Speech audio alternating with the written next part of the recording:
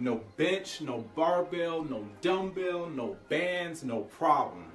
By the end of this video, you're gonna know exactly how to get a chest, tricep, and ab workout with no equipment, even if you're a beginner, even if you're advanced. All right, so we're not gonna waste any time. We're gonna get straight into it. Let's start with the warm-up. So I like to always start with warming up my shoulders, especially the rotator cuff muscles. That's gonna keep your shoulders healthy and prevent injuries in the future, all right? So we just start with external rotation. So imagine your back is against the wall, you're flat against the wall, elbows on the wall, and you're gonna start here like near your belly button, get your thumbs out, and try and bring your thumbs back to the wall. And just rotating externally like this, okay? All right, and then if you wanna make it a little bit harder, you can bend down, and so now you have to fight gravity a little bit. Make sure you're not, flapping your wings like a chicken or anything like that. It's just straight rotation, all right? So I like to do those to failure, just feel the burn, go all the way to failure. All right, so then the next one is a combination exercise. So it's two movements in one. So this is abduction, just shoulder abduction, move your arms straight to the side like that, and then combine it with scaption. So scaption would be moving your arms kind of more in a diagonal angle. This is how it looks from the front. And then I always like to throw a little bit of external rotation with that scaption. So if you look at my thumbs, you see I'm internally rotated and I externally rotate at the top. So I just do a combination. So that, going to scaption, and going to abduction like that. Boom, and boom. All right, and the same thing with those, warming up the shoulders, rotator cuff muscles, do those to failure till you feel a good burn. All right, and then, so we always wanna warm up. When we warm up, we wanna warm up the whole body, so then we're gonna go into mountain climbers. Okay, so mountain climbers, hopefully you're familiar with these, but basically go into a high plank position like this, and then you're just gonna hop and bringing one knee forward while bringing the other knee backwards. And back and forth like that. And basically, you want to bring each knee forward 30 times. And then if you feel warmed up, you feel like your heart is pumping, then you can move on to the next exercise. Or if you feel like you still need to be warmed up, just do another set of 30. Okay, so now we'll move on to the actual workout. So, first exercise we'll be doing in the superset is pin push-ups. All right, so I don't know, I just made this name up. I don't know what it's called. I just made up the exercise. So basically, you get something like a book, you pin it between your hands, so you're constantly squeezing it between your hands. And then you lean that book up against the wall and do your push-ups. Now, the reason why this exercise is a little bit more effective than, just a regular push-up is because by you pinning the book behind between your hands, you're constantly engaging the pecs. So you have almost like a baseline level of pec contraction. And then you add in the push-up motion, you're just gonna get even more pec contraction and more fiber recruitment. And so to progress this exercise, basically, the closer your feet are to the wall, the easier the exercise will be. So if the further your feet are from the wall, the more difficult the exercise will be. So to demonstrate, basically, I will come here. This is not so bad, but if I move my feet back some more, you can tell from my voice that I'm struggling. And just make sure that if you do move your feet back, you don't keep the book in the same position. You should go back. Keep the book down so that when you get close, your hands are coming close towards your chest, not towards your forehead, all right? The next exercise you're gonna superset with that push-up variation is wall skull crushers. Now, wall skull crushers are going to be targeting your tricep muscles. So, with this exercise, you basically start with your hands flat on the wall. You can make a fist against the wall, doesn't matter. But basically, it's gonna replace kind of the skull crushers you would normally do in the gym with a barbell or easy bar, curl bar. So with this one, you just wanna start with your elbows straight, bend your elbows so that your forehead comes close to your wrist and your hands, okay? You don't wanna have your hands too high on the wall. You should start with your hands maybe a little higher than push-up position. All right, and then so to progress this exercise, it's the same thing with the push-ups. the closer you are, the easier it will be. If I take a step back here, the further my feet are from the wall, the more difficult it will be. So that's how you can progress. And I mean, if you're really strong, you could even do that on the ground, but good luck with that. All right, so moving on to the next superset is going to start with incline push-ups. Now, incline push-ups are going to target your chest, but more specifically, the upper part of the pec muscles, okay? So with the incline push-up, you definitely want to have your, let's say your hips higher than the level of your head if you can. So to do that, you would elevate your feet on like a couch or a chair or maybe even a wall, okay? And then you would do your push-ups from that position. So to make it a little easier, you could, instead of having your feet on the couch or chair, you could just put your knees on the couch or chair. And then that way you don't have as much weight to push.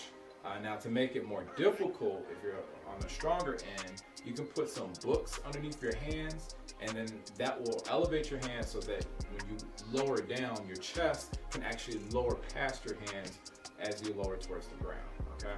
So that's incline push-ups. Moving on, the next one that you would do, supersetting with that, would be planks. Now, planks, everybody hates planks. That's pretty simple. So if you can, do your planks on your hands flat on the floor. But if that's too difficult, or let's say your shoulders by this time in the workout are just shot and too tired, then you can just do your planks on your elbows, okay? And doing your planks, make sure that your body is aligned straight. You don't want to, be dipping in the pelvis, have your back dipped, or being overarched. You want your body basically to be in a straight line from your ankles all the way towards your shoulders, okay? And to make that one more difficult, what you could do is add a little bit of a trunk rotation. So basically with that, you tilt your hips towards one side and almost like trying to touch the side of your hip towards the ground. Maybe come like a few inches from the ground, and then do the same to the other side and just go back and forth like that. So that's going to add a little bit more, challenge your body, your core with some stability, and get a little bit more of a regular contraction instead of just the isometric contraction. So that's planks. Moving on would be leg raises. Alright, so that's how we're going to start the superset. Leg raises is going to target your abs. Alright, so getting those abs involved, for years I was like, forget abs, I don't want to do abs. But then I started noticing, maybe I just felt weaker, lifting certain types of weights, started having some back issues. And so I started doing abs, and I can actually notice a difference just in my function, just moving and stuff. So I always do abs. And then plus, abs help. Doing abs is going to help thicken the ab wall so that if you are trying to lose weight, when you do lose weight, those abs really start to show, okay? So what we're going to do is leg raises where you lay on the ground. It helps to have your hands anchored on something. So like it could be the bottom of a couch. Just make sure the couch doesn't slide and it's heavy enough. But that's going to give you some leverage so that your upper body doesn't swing forward. So leg raise is simple, what the name implies. You're going to raise your legs up to 90 degrees and then lower them down, trying to touch the floor with your heels. Now you want to try and keep your knees straight doing these. And then so the real focus with leg raises is on your lower back. That's what you really need to be thinking about. So when you're raising your legs, you want your lower back to tilt so that your lower back almost like presses down into the ground. You want to round your back off when you raise your legs. And when you lower your legs, you want to try and keep that same low back position, that rounded position as you lower. Eventually, you're probably going to have, your back is going to arch a little bit, but you want to control that arching motion. You don't want it to just like fall into that arch. Your legs just drop. So by focusing on your lower back, that's going to help you activate your abs more instead of your hip flexors, okay? So that's leg raises. Making those easier, it's pretty simple. Just bend your knees. So by bending your knees, that lever arm isn't going to be as long, and it's going to be a lot easier for you to perform that exercise. And then so you're going to superset leg raises with dips. Now, If you have shoulder issues, you may have to, figure out a way to, alter this, or maybe if you have shoulder issues, doing dips, getting that extension back there may not be comfortable, but you can always do it like between chairs, and instead of doing it back here, you can do it here. But I suggest doing it off the edge of like a bed or a couch. And so this is gonna target your triceps. So you want your legs straight in front of you, your hands on, your support, and you're gonna start with your elbows bent and then contract by extending and straightening your elbows. Now, I like dips like this because when it puts your elbows or your shoulder in an extended position. So the long head of the tricep goes past the shoulder. So when a muscle is in a short, a muscle can stretch and a muscle can also be too short. And when it's too short, it can't contract as well.